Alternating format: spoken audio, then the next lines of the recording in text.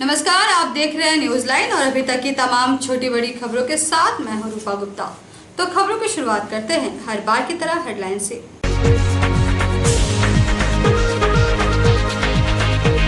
उपायुक्त जिला योजना अनाबद्ध निधि एवं पर्यटन मद अंतर्गत निर्माणाधीन योजनाओं का किया औचक निरीक्षण। संबंधित पदाधिकारियों को दिए कई आवश्यक दिशा निर्देश। 17 बोगी की ट्रेन से गिरिडीह पहुंचे eastern circle railway safety commissioner. विद्युतीकरण कार्य का लिया जायजा। भारतीय डाक विभाग द्वारा मनाए जा रहे राष्ट्रीय डाक सप्ताह के तहत प्रधान डाकघर में कस्टमर मीट का आयोजन। डाकघर की सेवाओं से ग्राहकों को कराया गया परिचय। और गुप्त सूचना के आधार पर डुमरी पुलिस ने झाड़ियों में रखा सैकड़ों बोरी कोयला किया जब्त। कोयला माफियाओं में हड़कंप। और अब खबरें विस्तार से। उपायुक्त सह जिला दंडाधिकारी द्वारा जिला योजना अनाबद्ध निधि एवं पर्यटन मद अंतर्गत निर्माणाधीन योजनाओं का औचक निरीक्षण किया गया।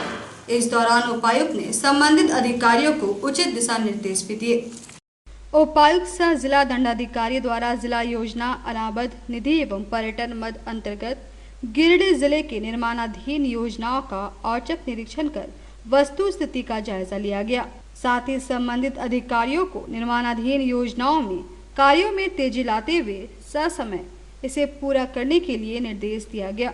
निरीक्षण के क्रम में उपायुक्त द्वारा गिरिडीह नगर क्षेत्र के मगधपुर बाजार में चबूतरा, स्टॉल, पेपर ब्लॉक, लाइट की व्यवस्था एवं पेयजल आपूर्ति आदि की कार्य का निरीक्षण कर संबंधित अधिकारियों को मिशन मोड में कार्य करने के लिए आवश्यक दिशा निर्देश दिए गए। निरीक्षण के क्रम में मुख्य रूप से जिला योजना पदाधिकारी, कार्यपालक अभियंता, NREP, प्रखंड विकास पदाधिकारी एवं अन्य संबंधित अधिकारी उपस्थित थे। गिरिडीह मधुपुर रेलखंड पर विद्युतीकरण का कार्य पूर्ण होने पर बुधवार को eastern circle railway safety commissioner AM Chaudhary बुधवार को गिरिडीह रेलवे स्टेशन पहुंचे और विद्युतीकरण कार्य का निरीक्षण किया। गिरिडीह मधुपुर रेलखंड पर विद्युतीकरण का कार्य पूर्ण होने के बाद बुधवार को eastern circle railway safety commissioner AM Chaudhary Giridih railway station पहुंचे और जायजा लिया। इस दौरान उनके साथ DRM सुमित्रो सरकार भी मौजूद थे। 17 बोगियों की ट्रेन के साथ सेफ्टी कमिश्नर और DRM गिरिडीह रेलवे स्टेशन पहुंचकर विद्युतीकरण कार्य का निरीक्षण किए। इस क्रम में उन्होंने रेलखंड पर विद्युतीकरण कार्य सफलतापूर्वक किए जाने की बात बताते हुए कहा कि जल्द ही मधुपुर गिरिडीह रेलवे ट्रैक पर इलेक्ट्रिक इंजन की ट्रेन दौड़ेगी। मौके पर उन्होंने कहा कि आने वाले निकट समय में इस रेलखंड पर इलेक्ट्रिक ट्रेन का परिचालन सुचारू रूप से चालू किया जाएगा। इस दौरान उन्होंने रेलवे स्टेशन परिसर का भी जायजा लिया और स्टेशन को अत्याधुनिक बनाने को लेकर रेलवे बोर्ड के पदाधिकारियों को आवश्यक निर्देश भी दिया। मौके पर गिरिडीह रेलवे स्टेशन के प्रबंधक सहित अन्य कई पदाधिकारी उपस्थित थे। इंस्पेक्शन है ये, और एक बार इंस्पेक्शन होने के बाद पूरा ये इलेक्ट्रिक स्टेशन है वो चार्ज हो जाएगा और यहाँ से इलेक्ट्रिक ट्रैक्शन पर जो ट्रेन है वो शुरू हो जाएगी। इसी के लिए इसके पहले वो काम करने के पहले इंस्पेक्शन करना अनिवार्य होता है। इसी काम की बात हाँ हो जाए कि जब रेडी है इसको जब कुछ टेस्टिंग करेंगे अभी उसके बाद सब कुछ ठीक पाया गया तो चलो अगले बार चलो। गुप्त सूचना के आधार पर डुमरी पुलिस ने डुमरी के बरगंडा जंगल में छापेमारी की और भारी मात्रा में अवैध कोयला जब्त किया है। डुमरी के बरगंडा से पुलिस ने गुप्त सूचना के आधार पर छापेमारी कर भारी मात्रा में अवैध कोयला जब्त किया है। घटना डुमरी थाना क्षेत्र की है। बताया जाता है कि डुमरी थाना क्षेत्र में इन दिनों कोयला माफियाओं ने एक बार फिर से अपना पांव जमाते हुए कोयले के अवैध कारोबार में शामिल हो गए हैं। इसी को लेकर बरगंडा के जंगल में लगभग 7 ट्रैक्टर अवैध कोयला डंप किया हुआ था, जिसे कोयला माफियाओं के द्वारा बनारस मंडी भेजने की योजना थी। फिलहाल पुलिस कोयला जब्त कर थाने ले आई है और मामले की जांच में जुट गई है। वहीं इस छापेमारी अभियान से कोयला माफियाओं में हड़कंप मचा हुआ है। लोक जनशक्ति पार्टी द्वारा बुधवार को चित्रांश भवन में श्रद्धांजलि सभा का आयोजन किया गया, जिसमें काफी संख्या में पार्टी के नेता और कार्यकर्ता शामिल हुए और लोक जनशक्ति पार्टी के संस्थापक सह भारत सरकार के मंत्री स्वर्गीय रामविलास पासवान के निधन पर शोक संवेदना व्यक्त करते हुए श्रद्धांजलि दी। शहर के बरमसिया स्थित चित्रांश भवन में बुधवार को लोक जनशक्ति पार्टी के द्वारा श्रद्धांजलि सभा का आयोजन किया गया। श्रद्धांजलि सभा आयोजित कर पार्टी के संस्थापक सह पूर्व केंद्रीय मंत्री स्वर्गीय रामविलास पासवान को श्रद्धांजलि दी गई। श्रद्धांजलि सभा को संबोधित करते हुए राष्ट्रीय महासचिव राजकुमार राज ने कहा कि बाबा साहेब अम्बेडकर के बाद स्वर्गीय रामविलास पासवान ही देश में दलितों के सबसे बड़े नेता के साथ साथ विकास पुरुष थे। श्री राज ने कहा कि हम लोगों ने अपना अभिभावक खोया है, लेकिन देश में महान नेता खो दिया है। सभा में जिला अध्यक्ष विनीत कुमार, नगर अध्यक्ष अमित कुमार चंद्रवंशी, युवा अध्यक्ष सूरज कुमार पांडे, महिला अध्यक्ष आरती देवी, महासचिव रंजीत कुमार सिंह, प्रधान महासचिव कमलेश कुमार शर्मा, जिला सचिव विक्रम कुमार गुप्ता एवं अन्य कई कार्यकर्ता मौजूद थे। हम लोगों ने अपना अभिभावक खोया है, लेकिन देश ने एक महान नेता खोया है और देश के निर्माण में रामविलास पासवान का बहुत बड़ा योगदान है। 6 प्रधानमंत्रियों के साथ कैबिनेट मिनिस्टर रहकर उन्होंने देश के निर्माण में अपना बहुत अहम भूमिका निभाया है और कन्याकुमारी से कश्मीर तक कोई ऐसा जगह नहीं है जो उनके जाने के बाद शोक नहीं हो रहा है। लोग चाहे वो दलित हो, पिछड़े हो, आदिवासी हो, गरीब हो, चाहे वो स्वर्ण जाति का लोग हो, जहां दलितों के हित के लिए अल्पसंख्यकों के रहनुमा के रूप में काम किए, उसी तरह स्वर्ण जातियों के लिए भी आरक्षण के लिए उन्होंने पार्लियामेंट में मुखर आवाज उठाई। स्वर्गीय रामविलास पासवान जन जन के नेता थे, कलम खोल के रखते थे, कभी पैरवी में उन्होंने किसी के लिए नहीं रोका, न जाति न धर्म दल से ऊपर उठ के। यही कारण है कि सभी दलों के लोग आज उनको याद कर रहे हैं, उनके जाने का गम है। हम भारत सरकार से मांग करते हैं, महामहिम राष्ट्रपति जी से, प्रधानमंत्री जी से, कि उनको भारत रत्न की उपाधि से सम्मानित किया जाए और उनके सरकारी आवास को जो है राष्ट्रीय स्मारक बनाने का काम किया जाए। ये सच्ची श्रद्धांजलि होगी। आज हम लोग गिरिडीह में अपने लोक जनशक्ति पार्टी के टीम के साथ स्वर्गीय रामविलास पासवान को श्रद्धांजलि दे रहे हैं। हम लोग शीघ्र ही गिरिडीह में उनका एक स्टेचू बनाने का काम करेंगे। जिला प्रशासन से मांग करेंगे कि वो जो है यहाँ पे स्टेचू लगे। हम भारत के प्रधानमंत्री जी को, राष्ट्रपति महोदय को बहुत बहुत धन्यवाद और आभार प्रकट करना चाहते हैं कि उन्होंने स्वर्गीय रामविलास पासवान को सेना की सलामी दी। जो प्रधानमंत्री का जो है प्रोटोकॉल होता है उसके अनुसार उनका हुआ, सेना का विमान उनको लेके आया, सेना की सलामी मिली और राष्ट्रीय शोक रहा। पूरे कैबिनेट में जो है उनके लिए प्रस्ताव पारित हुआ। हम इस कार्य के लिए भारत के प्रधानमंत्री जी को, राष्ट्रपति महोदय को हम लोग आभार प्रकट करते हैं और पूरी जो है लोक जनशक्ति पार्टी श्री चिराग पासवान के नेतृत्व में एकजुट है और रामविलास पासवान की सच्ची श्रद्धांजलि यही है कि हम लोग चिराग पासवान को आगे लेकर जाएं और उनके नेतृत्व में पुनः देश में, राज्य में अपनी सत्ता स्थापित करें। गांधी चौक स्थित प्रधान डाकघर में कस्टमर मीट का आयोजन किया गया। मौके पर ग्राहकों को डाकघर की सेवाओं के बारे में विस्तार से बताया गया। भारतीय डाक विभाग द्वारा मनाए जा रहे राष्ट्रीय डाक सप्ताह के तहत बुधवार को गांधी चौक स्थित प्रधान डाकघर में ग्राहक सप्ताह का आयोजन किया गया। ग्राहक सप्ताह का आयोजन डाकपाल अमित कुमार के द्वारा किया गया। कस्टमर मीट में ग्राहकों को डाकघर की सेवाओं से परिचय कराया गया। मौके पर डाकपाल ने बताया कि वर्तमान समय में डाक विभाग द्वारा कोरोना काल के संपूर्ण लॉकडाउन में डाकिया द्वारा लोगों तक महत्वपूर्ण सेवा प्रदान की गई। बताया गया कि डाक विभाग द्वारा पेमेंट बैंक के माध्यम से लोगों को काफी सुविधा मिल रही है। डाकपाल श्री अमित ने कहा कि राष्ट्रीय डाक सप्ताह मनाने का उद्देश्य है डाक विभाग द्वारा दी जा रही सुविधाओं व सेवा कहां तक कारगर है, इससे ग्राहकों व डाक विभाग के बीच परस्पर जानकारी का आदान प्रदान करना एवं सेवा व सुविधा में कमी का निराकरण करना। ग्राहकों ने कहा कि सेवा व सुविधा अच्छी मिले, इससे बेहतर है कर्मियों का ग्राहकों के बीच उम्दा व्यवहार व समय पर कार्य का निष्पादन करना।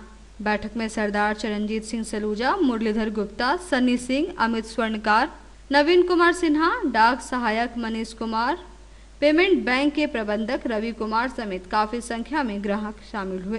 शब्दों में आप लोगों से अनुरोध होगा कि आपने जो अपना अनुभव देखा है इस स्थिति में पेंशनर को, सीनियर सिटीजन को, महिलाओं को, बच्चों को किस तरह की सुविधा की अपेक्षा जनता डाक विभाग से करती है और क्या हम लोग कर पा रहे हैं, इसका आकलन एक कस्टमर ही कर सकता है। आप लोग भी बता सकते हैं कि कहाँ फ्री, कहाँ आज फ्री है। आप कहीं भी कुछ भी चीज जो कि निंदक नियरे राखी आंगन कुटी छिपाए, अगर हमारी कुछ त्रुटि है हमारे सर्विस में, वो आप लोग अगर लाइट में नहीं लाएंगे, हम लोगों को नहीं बताएंगे, हम लोग इसमें काम नहीं कर सकते। हर वर्ष डाक विभाग के द्वारा 9 से 15 अक्टूबर के बीच में काफ़ी प्रोग्राम का आयोजन किया जाता है। जो डाक विभाग की सेवा है उस पर फोकस किया जाता है। 14 तारीख है जिसमें एक कस्टमर मीट रखा गया है। इस कस्टमर मीट का मेन उद्देश्य है उनके बीच में जाना, उनका सुझाव लेना और जो डाक विभाग सेवा दे रही है उसके बारे में उन लोगों को जानकारी देना। जिला परिषद के सभागार में जिला परिषद अध्यक्ष राकेश महतो की अध्यक्षता में एक बैठक हुई। बैठक में कई विषयों पर चर्चा की गई। जिला परिषद के सभागार में एक बैठक जिला परिषद अध्यक्ष राकेश महतो की अध्यक्षता में रखी गई। कोरोना महामारी को देखते हुए 2 पाली में बैठक बुलाई गई थी। बैठक में मुख्य रूप से 15वीं वित्त योजना के अनुवाद योजना के अंतर्गत पैसा को किस प्रकार खर्च करना है, इस पर चर्चा की गई। बैठक में उपाध्यक्ष कामेश्वर पासवान, जिला परिषद के कार्यपालक पदाधिकारी व योजनाओं से जुड़े अधिकारी उपस्थित थे। वहीं सभी जिले के परिषद सदस्य भी मौजूद थे। 15वीं वित्त योजना के अनावध और आवध योजना के खर्च को लेकर विशेष बैठक की गई थी। बैठक की अध्यक्षता आदरणीय अध्यक्ष राकेश महतो ने किया। बैठक में उप विकास आयुक्त कोरोना काल से गुजर रहे हैं, इसलिए उन्होंने नहीं आ पाया। उसके अलावे कार्यपालक और उनके स्थान पर कार्यपालक पदाधिकारी ने सारी जानकारी दी और बैठक में 2 पाली में किया गया था। प्रथम पाली में गिरिडीह और डुमरी को, द्वितीय पाली में खोरी महुआ और सरिया अनुमंडल को बैठने की अनुमति मिली थी कोरोना को देखते हुए। इसमें 15वीं राशि में अनावध योजना में जो कन्फ्यूजन था उसको दूर किया गया। उसमें था कई सदस्य ने नए चापाकल का लिख के दे दिया था। जो नए चापाकल का निर्माण करना नहीं है, उन्नयन करना है, पुराने चापाकल को बनाना है, लेकिन उसमें पेयजल से संबंधित भी काम करना है। तो पुराने जो चापाकल है उसके स्थान पर नया उसको मरम्मती करके, चाहे वो बोरिंग का मरम्मती करे या चापाकल का मरम्मती करे, उसको करके क्लियर करना है। 7 लाख योजना का 30% ही एक मद में खर्च होगा, फिर 30% दूसरे मद में, फिर 30% दूसरे मद में। इसी तरह आबद्ध में भी है 7 लाख का, जिसमें आप स्वच्छता और पेयजल में लगा सकते हैं, पाइपलाइन से पानी दे सकते हैं, कोई वाटर टैंक पुराना है उसको निर्माण कर सकते हैं और उससे पानी आप आगे बढ़ा सकते हैं ताकि जनता को लाभ मिले। इसमें बंधन कर दिया है, उसी पर विशेष चर्चा है, उसी पर मंथन हुआ और कई जगह ट्रांसफार्मर की मामला है, कई जगह चापाकल मरम्मती का मामला है, जो अधिकारीगण मौजूद थे। मत्स्य विभाग से संबंधित मामला है, नए तालाब का निर्माण जो 5 वर्षीय योजना है, जो तालाब लिया जा रहा है 2 एकड़ का, उसमें भी किसी को आवश्यकता है तो दे सकते हैं। इस वित्तीय वर्ष का खत्म हो गया, मार्च के बाद उसको लिया जाएगा। तो ऐसी प्रोविज़न है, इसीलिए यह बैठक आहूत की गई थी। Shivam iron and steel company के प्रांगण में बुधवार को एक कार्यशाला का आयोजन किया गया। कार्यशाला के माध्यम से एड्स व HIV से बचाव व रोकथाम को लेकर जानकारी दी गई। जमबाद स्थित Shivam iron and steel company के प्रांगण में उद्योग विभाग झारखंड के निर्देश पर जिला उद्योग केंद्र गिरिडीह में झारखंड राज्य एड्स कंट्रोल सोसाइटी द्वारा एड्स व HIV को लेकर एक कार्यशाला का आयोजन किया गया। कार्यशाला में डॉक्टर रचना शर्मा द्वारा एड्स व HIV से बचाव व इसके उपचार को लेकर जानकारी दी गई। और सदर अस्पताल गिरिडीह स्थित ICTC दोनों के समन्वय के साथ यहाँ पे मोंगे स्टील और ये शिवम में आज यहाँ पे HIV एड्स और मानसिक स्वास्थ्य संबंधित जागरूकता कार्यक्रम का आयोजन किया गया है।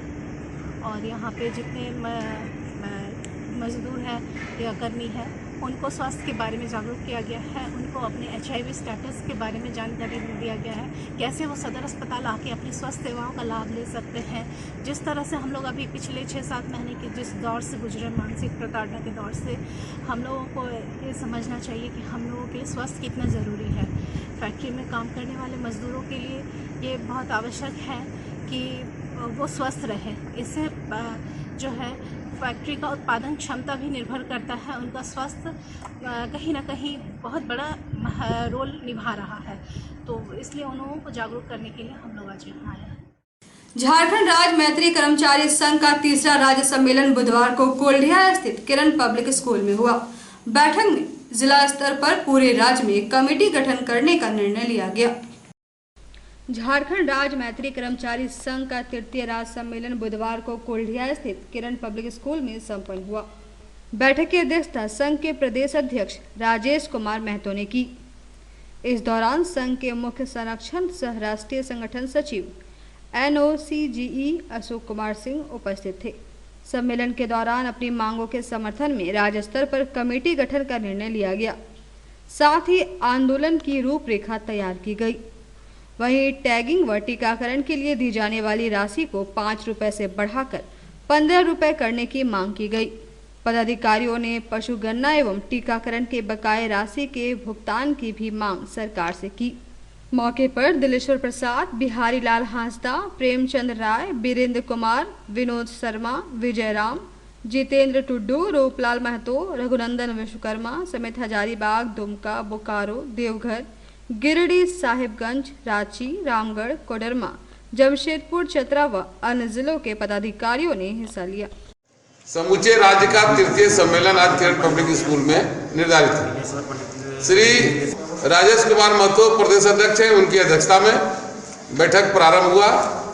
इस बैठक में हजारीबाग, बोकारो, दुमका, गिरिडीह, चतरा, साहिबगंज, देवघर जैसे 16 जिले से प्रतिनिधियों ने भाग लिया। मुख्य रूप से हमारी मांग है कि सर्वप्रथम तो इस राज्य और देश के अंदर पहली बार सरकार ने ध्यान दिया पशु और पशुपालकों के प्रति। पशु जो एक मुख्य बधिर प्राणी है और उसके इलाज के लिए अविभाजित बिहार से ही पशुपालन विभाग का हालत खास्ता था, कोई कर्मचारी नहीं, एक आध को डॉक्टर था, कहीं चला रहा है। लेकिन इस कार्यक्रम से समूचे राज्य में पशुपालकों को यह सुविधा मिल रही है कि अब पशु का गणना होगा, टीकाकरण होगा, टैगिंग होगा, उसका इंश्योरेंस होगा कि कितने जानवर हैं, उनका आधार कार्ड बनेगा जानवर का, उसमें मैत्री कर्मचारी को लगाया गया। तो एक बार हमने इस अवसर पर इन तमाम लोगों को यह कहा कि आप सौभाग्यशाली हैं कि आपको ऐसा सुअवसर सेवा का प्राप्त हुआ है। लेकिन सरकार से भी कहा कि इस महंगाई के अनुरूप श्रम के अनुसार इनका मानदेय भी होना चाहिए। अभी कहा 3 रुपया आपको टीकाकरण के लिए देंगे, 2 रुपया टैगिंग के लिए देंगे, यानी मात्र 5 रुपया महीने में टीकाकरण और आधार कार्ड सारा चीज पेपर तैयार करेंगे। एक दिन में ये 10 कागज से बेसी नहीं कर सकेंगे। अब 10 जानवर में इनको 50 टका मिलेगा, तो दिन भर में 50 टका में कोई आदमी कैसे काम करेगा। इसे सरकार से हमने कहा कि अगर इनको अच्छे सेवा में लगाया गया है तो श्रम के अनुसार इनका मानदेय भी निर्धारित होना चाहिए। इसी उद्देश्य को लेकर संगठन ने 5 सूत्री मांगों को विभागीय मंत्री श्री बादल पत्रलेख जी को समर्पित किया। उन्होंने वार्ता के लिए आमंत्रित भी किया था, लेकिन उस दिन हाजी साहब जो माननीय मंत्री का दुखद निधन हो गया, वार्ता नहीं हो सकी, तो फिर हम लोग वार्ता का प्रयास कर रहे हैं। इसी मुद्दे को लेकर यह सम्मेलन किया जा रहा है। खोरी महुआ SDM धीरेन्द्र कुमार सिंह ने बुधवार को मतदाता पुनरीक्षण को लेकर BLO व सुपरवाइजर के साथ एक बैठक की। बैठक में नए मतदाताओं का वोटर लिस्ट में नाम जोड़ने व मृत लोगों का नाम हटाने पर चर्चा की गई। खोरी महुआ SDM धीरेन्द्र कुमार सिंह ने बुधवार को गांवा प्रखंड मुख्यालय के सभागार में मतदाता पुनरीक्षण को लेकर BLO व सुपरवाइजर के साथ बैठक की। बैठक में नए मतदाताओं का वोटर लिस्ट में नाम जोड़ने व मृत लोगों का नाम हटाने पर चर्चा की गई। बैठक में आगामी दिन में चलने वाले विशेष अभियान में नए वोटरों का नाम जोड़ने व त्रुटि मतदाताओं का नाम सुदृढ़ करने की बात कही। उन्होंने सभी BLO को दिव्यांग व महिला मतदाताओं पर विशेष प्राथमिकता देने का निर्देश दिया। इसके अलावे नए मतदाताओं को जागरूक करने व लोकतंत्र में भाग लेने के लिए प्रेरित करने की बात कही। मौके पर सीओ अरुण कुमार खलखो, बीपीआरओ संजय कुमार, अजय कुमार, पंकज सिंह, आलोक कुमार, मोहम्मद मंसूर आलम, पिंटू कुमार, विनोद यादव समेत कई लोग मौजूद थे।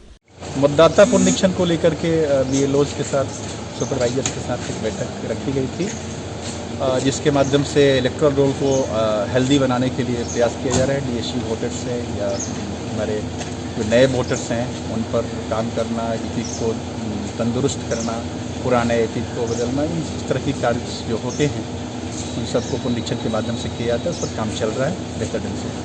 प्रखंड कांग्रेस कमेटी बेंगाबाद द्वारा प्रखंड मुख्यालय में किसान विरोधी बिल के खिलाफ 1 दिवसीय धरना दिया गया। मौके पर काफी संख्या में कार्यकर्ता मौजूद थे। प्रखंड कांग्रेस कमेटी बेंगाबाद द्वारा प्रखंड मुख्यालय में किसान विरोधी नीति के खिलाफ 1 दिवसीय धरना दिया गया। कार्यक्रम में कांग्रेस जिला अध्यक्ष नरेश वर्मा ने किसान बिल को काला कानून बताया। वहीं प्रखंड कमेटी अध्यक्ष उमेश तिवारी ने बताया कि अभी तक इस बिल के आने से किसी भी किसान को कोई फायदा नहीं हुआ है। कार्यक्रम में मुख्य रूप से जिला अध्यक्ष नरेश वर्मा, जिला उपाध्यक्ष अमित सिन्हा, मुखिया मोहम्मद समीम, युवा नेता हसनैन आलम, खुर्शीद अनवर, हारून रशीद, मोहम्मद मिनसार, कयामुल हक, साबिर हुसैन समेत कई लोग मौजूद थे। आज हम लोग बेंगाबाद प्रखंड मुख्यालय में किसान विरोधी बिल जो किसानों के खिलाफ केंद्र सरकार ने जो लाई है बिल, उसके खिलाफ एक दिवसीय धरना है और साथ ही साथ किसानों का हस्ताक्षर अभियान भी चलाए हैं। उसकी भी शुरुआत हम कर रहे हैं पूरे प्रदेश में कि नहीं बल्कि देश में भी सभी जगह इस बिल का विरोध हो रहा है। क्योंकि कहना है कांग्रेस पार्टी का ये है कि आपने जो बिल लाया है, यह बिल किनसे पूछ के लाया, सदन में चर्चा तक नहीं कराया।